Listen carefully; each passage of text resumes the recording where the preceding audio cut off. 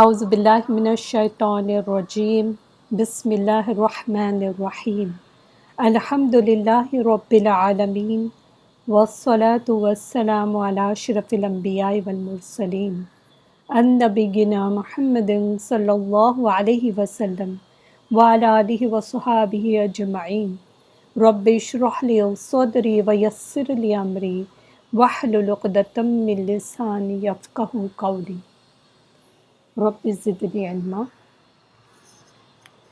اچھا، اس سے پہلے کہ میں ہمارا لیسن اسٹارٹ کر دوں، کنٹینیو کر دوں، کسی نے مجھے کوشچن کیے تھے اس کے بارے میں، روٹ ورڈ کے بارے میں کچھ نوٹس وغیرہ چاہیے تھے کہ کیا۔ تو دیکھیں، میں نے 2 بک شیئر کیے ہوئے تھے روٹ ورڈ کے لیے، تو میں چاہتی ہوں کہ جو والنٹیئرس ہیں وہ ان سے شیئر کریں۔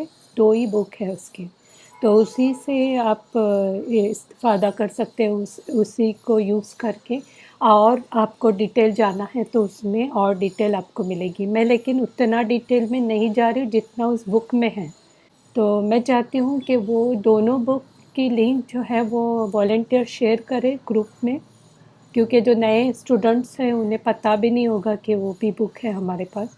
تو وہ بھی بک پلس ہمارا ورڈ فار ورڈ ترجمہ جو ہوتا ہے اس کا بھی آپ لنک شیئر کریں، انشاءاللہ وہ بھی ان کے لیے فائدہ ہوگا۔ اور ایک چیز جو نئے اسٹوڈنٹ ہو سکتا ہے ان کے ذہن میں آئے کہ، اور ایسے ڈالتے بھی ہیں نا، جب تفسیر سیکھنے جاتا ہے نا کوئی تو ڈال دیتا ہے بندہ کوئی نہ کوئی ان کے دلوں میں کہ تفسیر بھی کیئرفل رہے، یہ کیا پڑھا رہی ہوگی، پتہ نہیں ضعیف حدیث سے وہ کوٹ کر رہی ہوگی یا کچھ غلط پڑھا رہی ہوگی۔ جب بھی آپ تفسیر پڑھیں گے نا تو یہ کوشچنس دماغ میں آتے یا کوئی دماغ میں ڈال دیتا ہے۔ کیوں؟ کیونکہ نہ ہی شیطان چاہتا ہے اور نہ ہی انسان جو شیطان ہوتے وہ چاہتے ہیں کہ آپ اللہ کا کلام سیکھیں۔ اس لیے ہم نے کیا کیا ہے، جو بھی ہم حدیثیں کوٹ کرتے ہیں تفسیر کے اندر، اس کا لنک بھی ڈسکرپشن باکس اور ہمارے چیٹ باکس میں ہوتا ہے یوٹیوب کے، تو آپ ادھر چیک کریں میں صحیح ہوں یا نہیں ہوں، اور آپ کا حق ہے نا کہ میں صحیح بتا رہی ہوں یا نہیں بتا رہی ہوں، کہ کہیں گمراہ تو نہیں کر رہی ہوں۔ تو آپ دیکھیں کیا کر رہی ہوں میں، اور جو بھی حق بات ہے وہی انشاءاللہ ہم آپ تک پہنچانے کی کوشش کرتے ہیں۔ اور ایک سوال ہوتا ہے جو کامن کوشچن کرتے ہیں، آج ہی میں کلیئر کرا دوں، پوچھتے ہیں کہ آپ کون سے بک سے تفسیر کرا رہے ہیں۔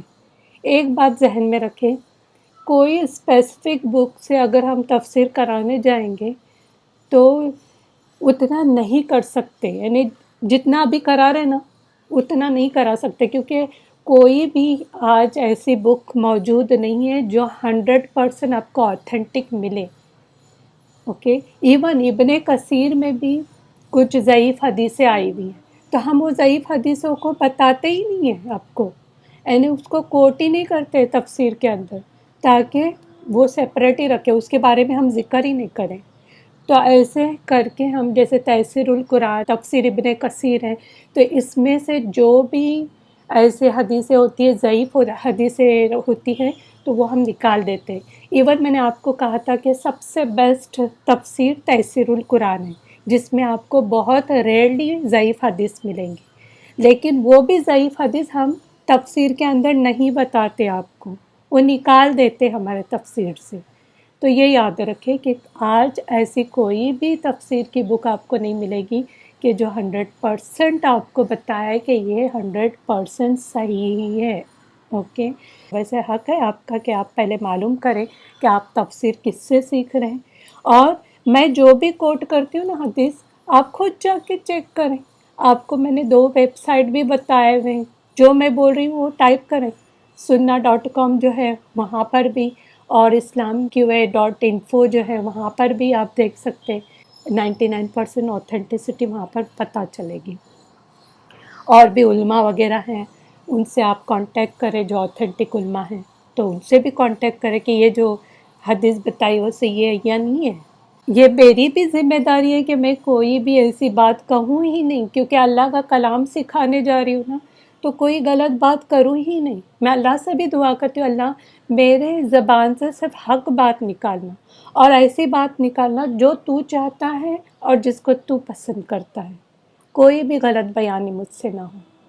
بس ہم دعا کر سکتے ہیں اور کوشش کر سکتے ہیں، لیکن میں بھی انسان ہوں. اگر میں بھی کہیں پہ غلط آپ کو نظر آ رہی ہوں تو آپ بے شک مجھ سے کانٹیکٹ کر کے بتا سکتے ہیں کہ آپ نے یہ جو کہا وہ صحیح نہیں کہا. آپ میسج کر سکتے ہیں انشاءاللہ. تو یاد رکھیں جب بھی آپ تفسیر کرنے جائیں گے لوگ آپ کو کھینچنا شروع کریں گے. اس کے پاس نہیں سیکھو، اس کے پاس نہیں سیکھو، ورنہ آپ گمراہ ہو جائیں گے. پتہ نہیں کیا کرا رہی ہیں، پتہ نہیں صحیح کرا رہی ہے نہیں کرا رہی. تو اللہ نے آپ کو بھی عقل دی ہوئی ہے.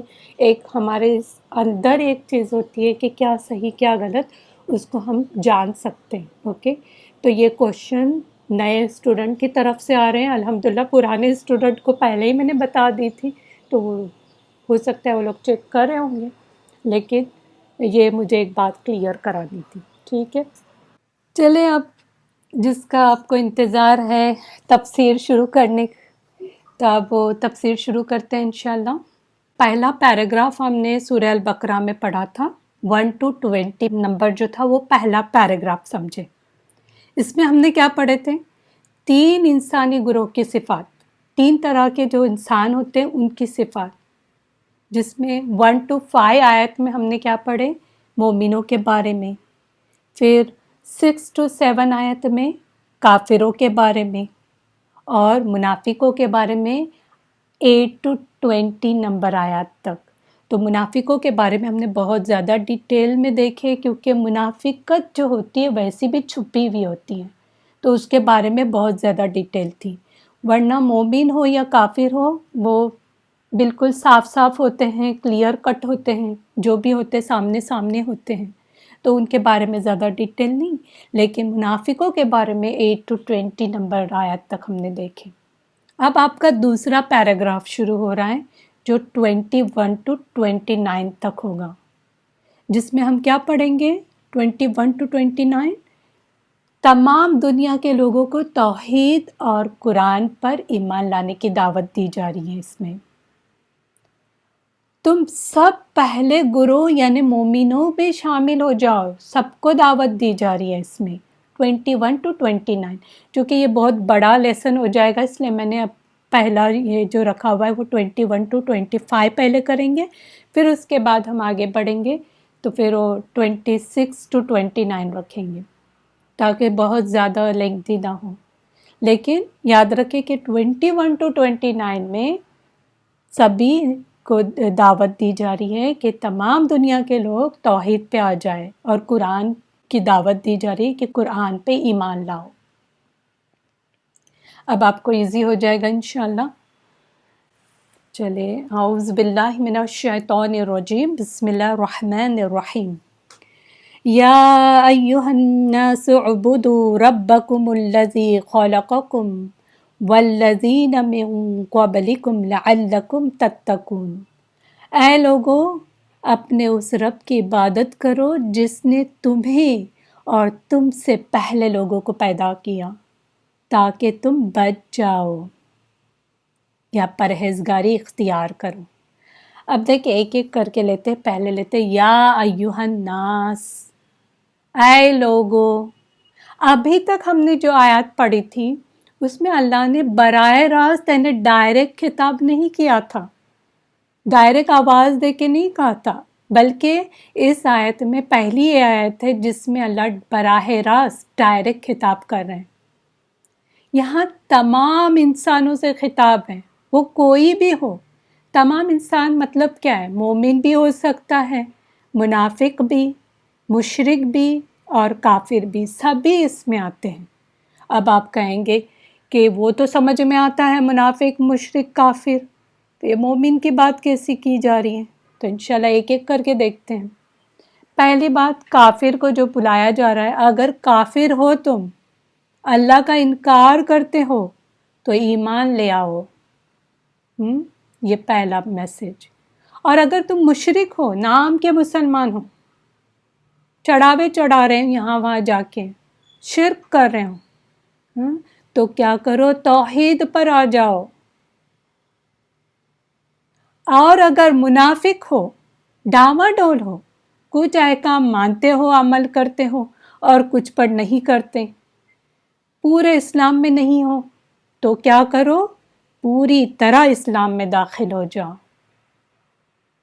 اسی طرح مومن کو بھی خطاب ہے، اگر تم مومن ہو، دین پر پوری طرح عمل کرنے کی بھی کوشش کر رہے ہو، تو بھی اللہ کی اطاعت پر جم جاؤ، دین پر ثابت قدم رہو۔ کیا ہوتا ہے؟ ایک بار ہم کورس شروع کر دیتے، قرآن سننا، پڑھنا، یاد کرنا شروع کرتے ہیں اور پھر کلاس سے غائب ہو جاتے ہیں۔ اللہ کا کلام سننے ہمارے پاس ٹائم نہیں ہوتا ہے۔ کچھ ایسے مسئلے مسائل آ جاتے ہیں جو ہمیں ایسا لگتا ہے کہ اللہ کا کلام ہی چھوڑ دیتے ہیں اور ہم وہ مسئلے مسائل میں لگ جاتے ہیں۔ تو اے مومنو، سن لو، تم تو کوشش کر رہے ہو لیکن بہت مشکل کام ہے۔ دین پہ جمے رہنا، دین پر ثابت قدمی دکھانا، یہ بہت مشکل ہے، لیکن کر سکتے ہو۔ کیوں؟ کیونکہ آج بھی ایسے کچھ لوگ ہیں جو جمے ہوئے ہیں، ثابت قدم ہیں، تو تم کیوں نہیں کر سکتے؟ تو یہ سبھی کے لیے میسج ہے، یا ایھا الناس۔ جب بھی ایسے میسج آئے نا، یا ایھا الناس، یا ایھا الذین آمنو، اے لوگو، اے مسلمانوں، اے ایمان والو، تو کان کھول کر کے سننا چاہیے کہ آگے جو بتایا جا رہا ہے وہ بہت ہی امپورٹنٹ چیز بتائی جا رہی ہے، کیونکہ پکار ہے اللہ، اے لوگو، جو بھی سن رہے ہیں یہ لیکچر، جو بھی پڑھ رہے ہیں اس آیت کو، سبھی نے کان کھول کے سنو، کیا کرنا ہے۔ اوکے، تو یہاں تمام انسانوں کو پکارا جا رہا ہے، اے انسانوں، اے لوگو، اس میں سبھی لوگ شامل ہوں، خواہ وہ مرد ہو یا عورت ہو، یا آزاد ہو یا غلام ہو، ہر قوم کے لوگ، ہر رنگ کے لوگ، کالے ہو، گورے ہو، جو بھی ہو، ہر نسل کے لوگ، ہر زمانے کے لوگ، اب اس زمانے میں اور آگے آنے والے زمانے میں اور پچھلے والے زمانے میں جو گئے ہوئے ہیں ان کو بھی یہی میسج تھا، ہر مکان کے لوگ، سبھی انسانوں سے خطاب ہے یہاں پر۔ یہ دلیل ہے کہ قرآن صرف مسلمانوں کے لیے نہیں بلکہ تمام انسانوں کے لیے آیا ہے۔ کچھ لوگ کہتے ہیں نا کہ یہ قرآن جو ہے وہ صرف مسلمانوں کے لیے، تو غیر مسلموں کو نہیں دو قرآن، نہیں تو وہ بے حرمتی کریں گے۔ ہاں، یہ قرآن سب کے لیے ہے، اللہ نے یہ قرآن ہر انسان کے لیے پیغام اس میں بھیجا ہوا ہے، ہر انسان تک پہنچانا ہمارا کام ہے۔ جس طرح آپ صلی اللہ علیہ وسلم قیامت تک کے لیے تمام انسانوں کے لیے بھیجے گئے تھے، اب دیکھیں آپ صلی اللہ علیہ وسلم کے بعد کوئی نبی نہیں آئے گا، آخری نبی آپ صلی اللہ علیہ وسلم ہے، اور اگر کوئی کہتا ہے کہ ان کے بعد کوئی آیا ہے یا آئے گا تو وہ کافر ہے انسان۔ اب کوئی بول سکتا ہے کہ ابھی عیسیٰ علیہ السلام آنے والے، تو عیسیٰ علیہ السلام ان کو ہی فالو کریں گے، کوئی نیا قاعدہ قانون نہیں لائیں گے، بلکہ آپ صلی اللہ علیہ وسلم کو فالو کریں گے۔ اور وہ آ چکے تھے اور اب آئیں گے، وہ بھی کچھ ریزن ہوں گے، اس لیے اللہ بھیجیں گے ان کو۔ تو یہ جس طرح آپ صلی اللہ علیہ وسلم آخری نبی تھے تمام انسانوں کے لیے، قیامت تک کے آنے والے لوگوں کے لیے، اسی طرح یہ قرآن جو ہے جو آپ پڑھ رہے، یہ بھی قیامت تک کے تمام انسانوں کے لیے، تمام کے تمام انسان، آگے آنے والے، ہماری اگلی جنریشن میں آنے والے سبھی کے لیے قرآن آیا ہوا ہے۔ اس لیے کیا کرنا چاہیے؟ اس کو بند کر کے، کور کر کے، اوپر ایک دم شیلف میں رکھنا چاہیے، سجا سجا کے رکھنا چاہیے۔ کیا ہم جتنی بار موبائل اوپن کرتے ہیں، کیا کبھی اتنی بار ہم قرآن کبھی اوپن کیے؟ کیسے ہمارے اگلے جنریشن تک یہ میسج کنوے ہوگا؟ کیسے ہم پہنچائیں گے یہ میسج؟ ایٹ لیسٹ اپنے جنریشن، آگے کی جنریشن کی فکر کریں، کسی بھی طرح ٹائم نکالے، کیسے بھی کر کے ٹائم نکالے اور اللہ کا کلام سنیں، پڑھیں، سیکھیں۔ سب سے بہترین جو کام آپ کر رہے ہیں نا دنیا میں، جتنے بھی آپ نے بچپن سے لے کے ابھی تک کام کیے، اس میں سب سے بہترین کام آپ قرآن سیکھ رہے ہیں۔ اور اللہ سبھی کو نہیں یہ چانس دیتا، جس کو हिर्स होती है उसी को चांस देता है। आप लोग चुने हुए बंदे हैं, तो इस तरह आधे पे नहीं छोड़े, आगे बढ़ते रहें। अब आगे देखिए, इसीलिए या अय्युहन्नास कहकर पुकारा जा रहा है। क्यों? सभी के लिए ये मैसेज। और पुकारने के बाद जो चीज़ दीन में बहुत ज़्यादा अहम है वो करने कहा जा रहा है कि सबसे अहम चीज़ क्या है वो करो। और वो क्या है? वो ये है कि उबुदू, अपने रब की इबादत करो। देखिए, अपने रब की, यहाँ अल्लाह कह रहे हैं अपने रब की इबादत करो। देखिए, जब अपना बोलते तो अपनाइयत आती है, और मुसहफ में ये दूसरी बार इबादत के बारे में आया है। पहली बार हम कहाँ पढ़े थे? सूरह अल फातिहा में पढ़े थे, जहाँ हमने ये कहा था, हमने ये पढ़ा था कि हम सिर्फ और सिर्फ तेरी इबादत करते हैं। इय्याका नअबुदु हमने पढ़ा था। यहाँ पर अल्लाह कहते हैं ओ बुदू, अब तुमने कहा ना हम सिर्फ और सिर्फ तेरी इबादत करते हैं, अब एक काम करो। तुमने कहा था अल्लाह हमें हिदायत दे और ऐसे लोगों की तरह बना दे जो अनअमत अलैहिम है। तो अनअमत अलैहिम क्या करें? पहले अल्लाह की इबादत करें, रब के सामने झुक जाओ। इबादत का मतलब क्या है? रब के सामने झुक जाओ, आजिज़ी इख्तियार करो, उसी से डरो, उसी से मोहब्बत करो, उसी को सबसे बड़ा मानो। और कुरान में सूरह ज़ारियात आया नंबर 56 में भी आता है, वमा खलक़तुल जिन्न वल इंस इल्ला लियअबुदून। और मैंने जिन्नों और इंसानों को इसलिए पैदा किया है कि वो मेरी इबादत करें। तो अल्लाह ने हम सबको पैदा किया है उसकी इबादत के लिए। और इबादत का क्या माना है वो हम सूरह फातिहा में पढ़ चुके हैं, और डिटेल देखना है तो वहाँ जाके देखें। हम सिर्फ समझते हैं कि इबादत का मतलब सिर्फ नमाज, कुरान, रोज़ा यही है। नहीं, और भी चीज़ें हैं। जो जो चीज़ें अल्लाह ने कही है करने की, वो पूरी की पूरी कोशिश करके वो सारी चीज़ें करें। और जिन चीज़ों से अल्लाह ने रोका है उसको टोटली छोड़ दें, उसके करीब भी नहीं जाए उन हराम चीज़ों के। हमारी ज़िंदगी का जो मकसद है वो क्या है? अल्लाह की इबादत करना, एक अल्लाह की इबादत। इबादत याद रखें सिर्फ नमाज पढ़ना नहीं होता, बल्कि सारे के सारे अल्लाह के अहकाम जो है उस पर अमल करने की कोशिश करें। और जिन चीज़ों से मना किया गया उससे रुके, पूरी तरह रुक जाए।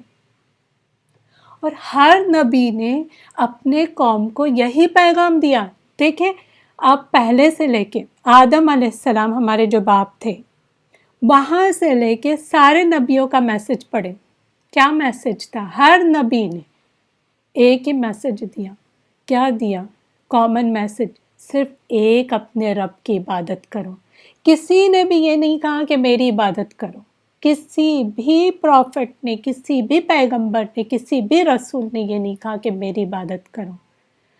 हर रसूल आया ही इसलिए कि उसने ये मैसेज कन्वे करना था कि हम सब उसकी वही एक रब की इबादत करें, जो हमारा भी रब है, उन रसूलों का भी रब है। और ये पैगाम पहले, अब और क़यामत तक के लोगों के लिए। पहले भी लोगों को यही पैगाम दिया गया था, ऐसा नहीं कि चेंज हो गया कुछ।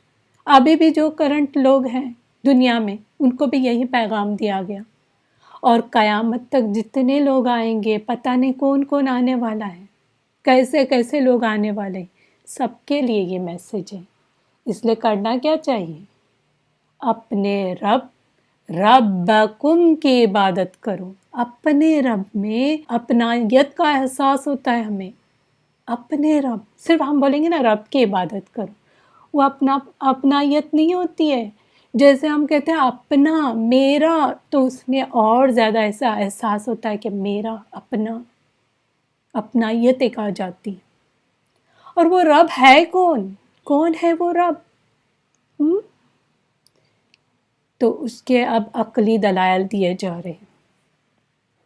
अल्लज़ी खलक़कुम वल्लज़ीना मिन क़ब्लिकुम, यहाँ दलील अक्ली दलाइल दिए जा रहे हैं कि तुम्हें पता करना है तुम्हारा रब कौन है। तो पता करें। अपने रब की पहचान कराने के लिए बुनियादी चीज़ों की तरफ तवज्जो कराई गई है। کون سی بنیادی عقلی دلائل کون سے دیے جا رہے؟ سب سے پہلے الذی خلقکم، وہ جس نے تم کو پیدا کیا۔ دوسری دلیل، اور تم سے پہلے لوگوں کو بھی پیدا کیا۔ وہ جس نے تمہیں بھی پیدا کیا اور تم سے پہلے لوگوں کو بھی پیدا کیا، اس لیے عبادت بھی اسی کی ہونی چاہیے۔ کس کی؟ جو خالق ہے، پیدا کرنے والا ہے، نہ کہ ان کی جو پیدا کیے گئے۔ مخلوق کی عبادت نہیں، بلکہ جس نے پیدا کیا، خالق نے پیدا کیا، اس کی تم عبادت کرو۔ جس نے تمہیں پیدا کیا تو عبادت کے قابل وہی ہے جس نے پیدا کیا ہے۔ یہ اپنے رب کا حق ہے کہ اسی کی عبادت کی جائے۔ دنیا میں اگر کسی کا حق نہیں دیا جائے تو لوگ کیا کرتے ہیں؟ ہاں، آپ کو بھی پتہ ہے، کسی کا کوئی حق مار کے تو دیکھیں، پھر اس کی شامت آ جاتی ہے نا۔ اس رب نے تمہیں پیدا کیا جبکہ پہلے، یعنی 100 سال 200 سال پہلے آپ دیکھیں، تم کچھ بھی نہیں تھے۔ کیا تھے؟ 100 سال پہلے تھے آپ؟ 200 سال پہلے تھے آپ لوگ؟ تمہارا کوئی وجود نہیں تھا، نام و نشان نہ تھا، اور ہمارے خود والدین کو بھی ہماری پتہ نہیں تھی کہ ہم پیدا ہونے والے ہیں۔ سورہ الدہر، یا اس کا دوسرا نام سورہ الانسان بھی ہے، آیت نمبر 1 to 2 میں آتا ہے، جس کا مفہوم یہ ہے: کیا انسان پر زمانے میں ایک ایسا وقت نہیں گزر چکا جب وہ کوئی قابل ذکر چیز نہ تھا؟ یعنی ایک وقت ایسا تھا جب ہم کچھ بھی نہیں تھے، ہمارا نام و نشان تک نہ تھا، ہمارا نام بھی کسی کو پتہ نہیں تھا۔ اللہ نے صرف ہمیں ہی نہیں پیدا کیا، بلکہ ہم سے پہلے جتنے لوگ ہو چکے ہیں ان کو بھی اللہ نے ہی پیدا کیا، اور پہلے ہم سے پہلے لوگوں کو بھی پیدا کیا، وہ بھی ان کی پیدائش سے پہلے کچھ بھی نہیں تھے۔ یعنی وہ جو پہلے لوگ بھی پیدا ہوئے ہیں نا، وہ پیدا ہونے سے ان کے 100 سال 200 سال پہلے بھی کچھ نہیں تھے، اور آگے قیامت تک آنے والے کو بھی اللہ ہی پیدا کرنے والا ہے، جن کا ابھی کوئی وجود نہیں ہے۔ ابھی پتہ ہے آپ کو کہ آپ کے اگلے جنریشن میں کون آنے والا ہے؟ آپ کے کون سے نواسے نواسی آنے والی ہیں، یا پوتے پوتیاں آنے والی ہیں؟ کچھ نہیں پتہ، ان کا نام تک نہیں جانتے آپ۔ تم سے پہلے لوگوں کو پیدا کیا، اس کے بارے میں اور تھوڑا اور میں بولنا چاہتی ہوں کہ یہاں پر کیا ضرورت تھی کہ پہلے لوگوں کی بھی بات کی جائے؟ یہ بھی بس ہو جاتا کہ تم سب کو پیدا کیا۔ اب پہلے لوگوں کی بات کیوں کی گئی یہاں پر؟ اس لیے کہ جو شرک شروع ہو گیا وہ کب ہوا؟ نوح علیہ السلام جو تھے، نوح علیہ السلام کی جو قوم تھی، ان لوگوں نے کیا کیا؟